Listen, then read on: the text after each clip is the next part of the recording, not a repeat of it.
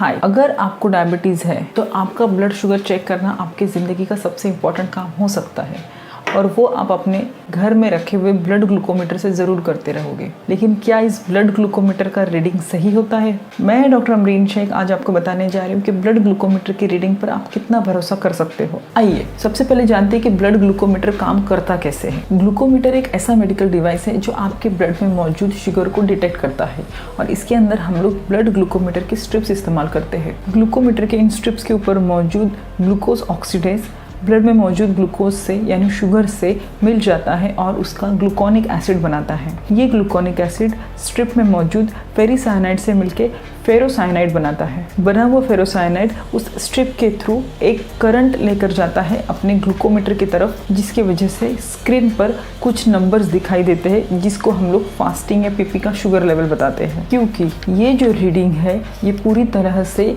उस स्ट्रिप में हुए केमिकल रिएक्शन के ऊपर डिपेंड करती है, इसीलिए उस केमिकल रिएक्शन को जितनी भी चीज़ें अफेक्ट करेगी वो सारी चीज़ें आपके रीडिंग को अफेक्ट करती है।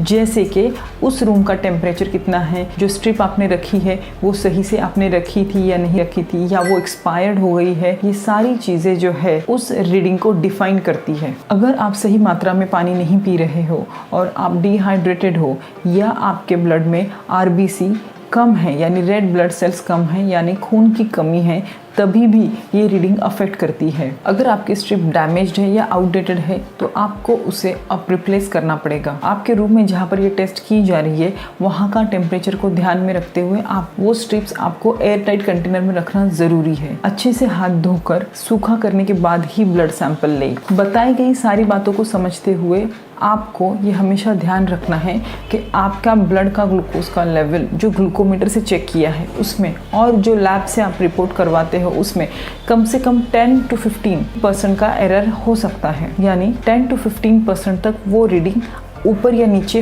हो सकती है। इसीलिए कम से कम महीने में से एक बार लैब से अपना ब्लड टेस्ट ज़रूर कराएं। होप कि वीडियो आपको पसंद आया हो तो लाइक शेयर और सब्सक्राइब ज़रूर कीजिए। Thank you.